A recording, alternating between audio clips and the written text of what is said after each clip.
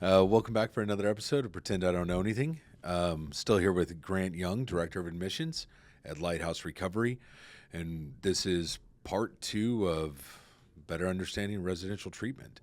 So where we kind of left off on the last one, where we left off on the last one, it was talking about some of the pitfalls and some of the more unsavory kind of facilities out there.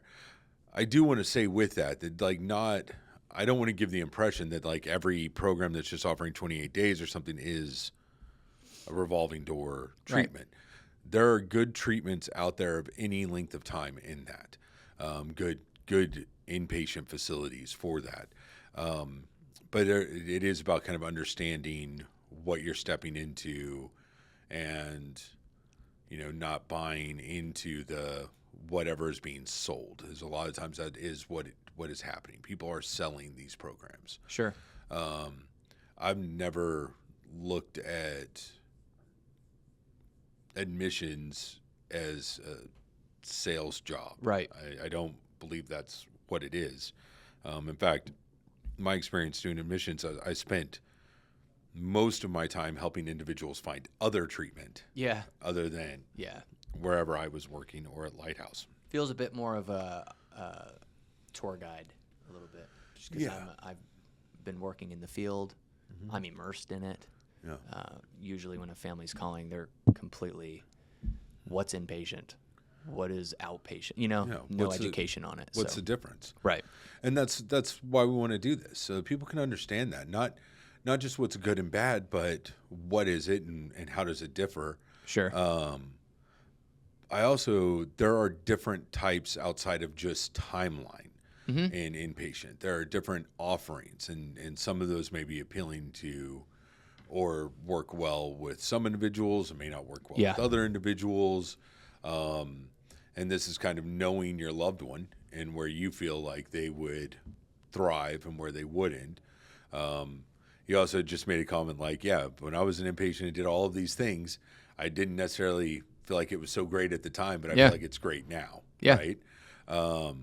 So let's talk a little bit about that and some of the experiential therapies that go on in different inpatients, things that people can be looking for, and also where that might be, I don't want to say detrimental, but I would say that in some instances, these experiential therapies that are presented are all that's really being offered. Right. You know what I mean? Right. Yeah.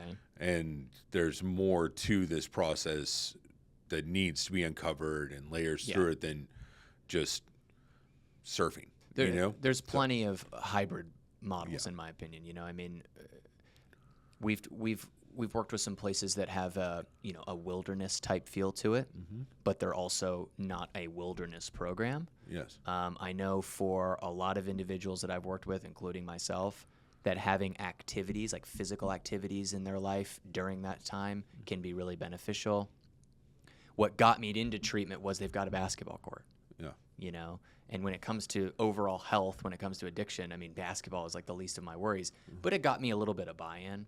When I moved my body and like play volleyball and was on the ropes course and would play a little basketball and stuff, I was just a little bit more, it was a little easier for me to pay attention into some of the clinical groups that they had going on. Not everything was running around and having fun. Yeah. Some of it was, yoga and meditation and it being very intentional and 12-step work and clinical work, DBT work. I did all of those things. So there are plenty of options out there that, in my opinion, I think it's what do we want to focus on? What do we want to use this 28-day or 90-day, whatever it is, what do we want to use that timeline for? Yeah. Do we want to focus on trauma? Do we want to focus in on anxiety and depression? Do we want to focus in, are we schizoaffective? Do we have bipolar disorder? Have we been taking the proper medications? So what's their psychiatry practice look like?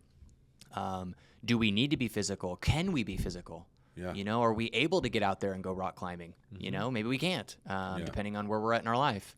So I agree. It's not just the timeline piece. There are a bunch of different focuses out there that could be really beneficial for each individual loved one, but everyone's not the same. Okay, so if you were going to put this in kind of order of importance, so, I'm looking at sending a loved one to treatment. Okay. What should I be looking for first in it, and what should be least important out of the process? I think a really important one is timeline. Uh-huh. How long are we willing to go? How long are we able to go? Yeah. I think longer is better. Yeah. In my opinion, because again, you're making your decision making is a lot different at 90 day than it is 30 day. Yes. But I would say though that maybe that's not always the case. sure. Right. We tend to deal with a lot of individuals who have multiple treatment episodes in the past. Sure. And so if I'm talking to somebody and they've been to, 10 different treatments, and of those 10 treatments, there are 4 of them that I would deem as high quality treatment, very good clinic, very strong clinically, very strong psychiatrically. I know the staff to client ratio is solid. I know I've seen finished product from these facilities before, so I know that it's good work. Yep. I wouldn't necessarily say, okay, you need to go back to a 90-day, Sure. right? I would actually probably look at it and go, okay, either this individual needs a very long-term approach to this, like year-long, Yep. or where they're really struggling is how to live in day-to-day life. And so what I would say is, okay, what we need is some separation, Sure. right? Like get out in a bubble on a ranch in the middle of nowhere. Right. And then let's reintroduce back into real life with support around them. Sure. So not in every case do I feel like 90-day is exactly what's needed, but I would say certainly earlier on in the process. Right. That if I'm looking for first or second time, then it's something that I need to be looking at. Sure. Right. Well, and of those 10 times, right? Like, did you finish, or did you just go to a week and leave? Yeah. Because this can add up, I mean, you Yeah. can rack up a pretty good resume if you don't finish any of these treatment centers. Yes. But I agree. Not everybody needs 90 days. When I say longer is better, I more mean just in longer term treatment in general. It doesn't have to be just inpatient. That's usually the first or second step. Yeah. Statistically, a year in some form of treatment, Right. Continuously, a year of continued treatment in some form of treatment gives the best results. Sure. Right. Year minimum. Yeah. Not saying year in residential the whole time, but like that is proven. Yeah. And they say it takes at least a year for our brains to heal up too. Right. Right. So, sorry. No, you're Go fine. ahead. You're fine. I mean, I would say too, first, what is our focus? What are we trying to get out of this? Mm-hmm. Not necessarily what are we trying to do next. We haven't completed this yet. I would always suggest a smaller place. That can be relative, I don't think that all treatment centers that have, 200 beds are bad. I know some that are really good. Mm-hmm. Generally speaking, the majority that are really good are kind of the privately owned mom and pop type of a style. They've got 12 beds or 30 beds or something like that, But when you start getting into we have facilities all over the country, thousands of beds and all levels of care, kind of what you were talking about. We do well at everything. I don't really want to eat from that menu. Yeah. I'm here to get a specific meal that you do really well. I'm not here at the restaurant just to flip through 10 pages of everything that you make, Yeah. So size of place, length of time, what are they focusing? And like you said in the previous episode, ask those questions about those topics. What does that look like? I see on your website that you do trauma work. Do you do it on day one? Yeah. When do you do it? Is it unique to each person? What does that look like? I think inpatient treatment centers, something to look out for is, do they do family work? Yeah. Is there a family component? How often? What does that look like? Are there alumni services for families even after I leave? Kind of continuation type support groups and things of that Well, nature. what does communication look like for the family? Right. Right? Like how often should I expect a call? Sure. From who? Yeah. And I think a valid question that is also understanding the staff tenure. Yeah. One thing that I'm always looking at as a concern for me with any program is staff turnover. Sure. How often are they turning over staff? But that's, I've got my thing about leadership and, team building and culture and all those things. But just does his therapist have experience? Sure. Because when I'm looking and what I see is the most quality treatment centers that I've worked with throughout the years and 15 years is, number one, clinical is really good, right? The best facilities I've seen, it's really good clinical, and generally they're smaller population places. So they're not turning through 150 beds or 200 beds a month. Like so it's more. It's like they have the luxury of being a little bit more intentional in the work. That also tends to limit staff and clinical burnout. So the longevity sticks, right? So you have a therapist that's been there for 5 years or 10 years or since the place started, right? That's always a good sign for me, right? Also leadership turnover, not just clinical, but leadership turnover. But yeah, I'm looking for a strong clinical foundation. Now that can, like you said, that can be many different things. So, if I know my loved one is, bipolar, right, then I need a place that's also psychiatrically sound, right? So they need to be able to evaluate and handle that well, and provide the medication support needed and make those appropriate adjustments to medication as needed, which that can be difficult in just a 28-day too, because a lot of psych meds, a lot of SSRIs take 3, 4, sometimes 6 weeks to fully titrate and work to their full benefit. Yeah. So, but that's another thing that I'll look at. I'd put kind of the experiential stuff as the least of my concerns. Right. It's a bonus. It's a bonus. I know I don't want them just sitting there in a group all day long doing nothing else. I know that's not going to be. It wouldn't be good for me. Sure. Right. I want them to have those other experiences. I want them to get some sunlight. I want that stuff to happen, and there are great things that can come in that. But these other 2 buckets by far outweigh these other buckets. Sure. I think an ideal situation is a hybrid of the experiential stuff. Yes. And a really good clinical foundation. Yeah. I think an important question to ask for families when they're speaking to treatment centers and everything is to ask what their general approach is with their clients. What I mean by that is, there are behavioral modification programs out there that could be a really good fit for people, but sometimes they're, they can be a bit harsh, a bit stern, a bit, I don't want to use the words closed-minded, right? But they're just intentional on what they do.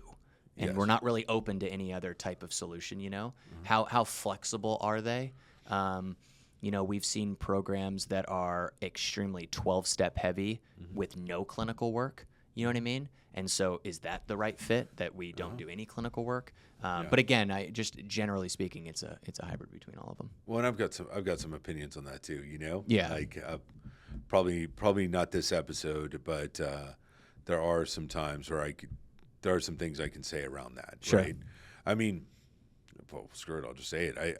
I feel like, yes, 12 steps and education in 12-step and even introduction to 12-step is huge, and that should be a part of it.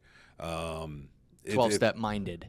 12-step minded, even if it's 12-step completion, but with like really solid clinical work and group therapy and psychiatry and these other pieces, that's great. But if the therapy is only being utilized to push the individual further in the 12 steps, then I have a problem, right? Because quite honestly, if 12 steps is all that the inpatient facility is offering, you can get that for free. And our literature wouldn't say what it says. Yes. Which it says that if we need professional help, we need to trust the professional, that yes. Kind of thing. Yeah. And so I would have concern with that. Right. There are facilities that I know that are 12-step completion and are very clinically sound and psychiatrically sound, and the support is good, and the communication is good, and the family program is good, and there's activities, and there's activity, and a discharge, all of that, right? Yeah. But even that facility isn't for everybody. That's correct. So, but I also know of other facilities that are absolutely no 12-step at all. In fact, we're kind of anti-12-step, and I understand why they're that way, though I also feel exposure is a good thing. Sure. Right? exposure is helpful. That when I was using, there was never a time where I said, oh, yeah, that's enough. I've had enough. Sure. Right? I didn't have enough alcohol until I was like falling down and throwing up. Like Sure. I was passing out. So why is it then in recovery, I want to limit exposure to what I'm going to get? Like I'm versed in smart recovery. Yeah. I got sober through the 12 steps, but I'm versed in smart recovery. Why? Because why would I limit myself? Right. Why would I not want to understand more? I'm learning about Dharma now. It's fairly new, and I'm learning about it. And I'm like, why? Because I should. Right. Why not know more? Sure. Well, and again, I think it's the intention of going in, right? What is our goal? I mean, Yes. if we have an individual that couldn't comprehend or understand even the introductions of 12-step, like we're not even there yet. We got to get medications right. We got to get those places that are good out there that are like that are like not 12-step, they are what they are. Yeah. And they're educating families of, hey, this is what we do. We're going to get him into a position to be able to comprehend the word recovery, but not here. No, I absolutely what I mean? agree with that. Like, not every place needs to have all of those pieces. Correct. Because we're dealing with something else right now that needs to take priority. Yeah. Right? You go into the whole chicken and the egg. Is it the substance use first and mental health secondary, or is it mental health primary and the substance use secondary? Yeah. My experience is, I don't know. We got to treat them both. Sure. Right?